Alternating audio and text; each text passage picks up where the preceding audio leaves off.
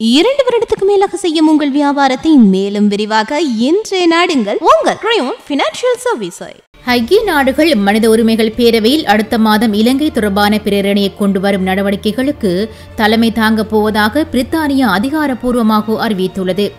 இதுகுறித்து சிறப்பு அறிவிப்பை ஜெனீவாவில் உள்ள ஐக்கிய நாடுகள் சபைக்கான பிரித்தானிய தூதரகம் வெளியிட்டுள்ளது.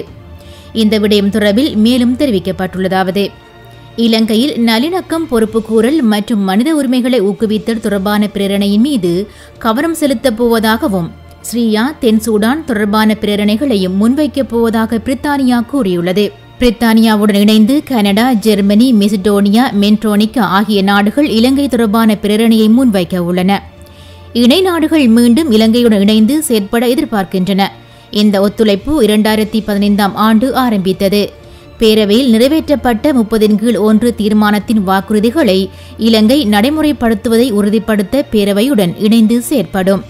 பிரேரணை வரவு இயல்பான நடைமுறைப்படி இருக்கும். அத்துடன் 2015ஆம் ஆண்டு ஐக்கிய நாடுகள் மனித உரிமைகள் பேரவையில் நிறுவப்பட்ட செயல்முறைகளை மேலும் விரிவுபடுத்த கோருவதாக அமையும். பேரவையின் நடைமுறைகளுக்கு அமைய முறைசாரா பேச்சுக்களை நாங்கள் ஆரம்பிப்போம். மீண்டும் இலங்கை தொடர்பான பிரேரணைக்கு பேரவையின் முழு ஆதரவு கிடைக்கும் என்று நம்புகின்றோம் என பிரித்தானியா தெரிவித்துள்ளது. அனைத்து செய்திகளையும் பார்க்க ஐபிசி தமிழ் நியூஸ் சேனலை சப்ஸ்கிரைப் பண்ணுங்க. உடனுக்குடன் செய்திகளை தெரிந்து கொள்ள வேண்டுமா? அப்போ கீழே இருக்கிற பெல் பட்டனை மறக்காம கிளிக் பண்ணுங்க.